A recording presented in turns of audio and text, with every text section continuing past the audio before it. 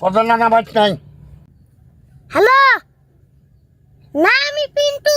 নানা তো বাজ নাই কে? নানা আঙ্গর নাই খেতে ঘাস তুলতাছে।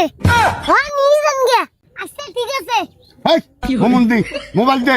তুই যে কিস্তির অফিসারে যে কইলি যে নানা নাই খেতে, ওই এখন আইলি পর আমি টেকা দিব কত দে? নানা চিন্তা করো না, অফিসারে নু আবো না। কে তোরে কি কইলো?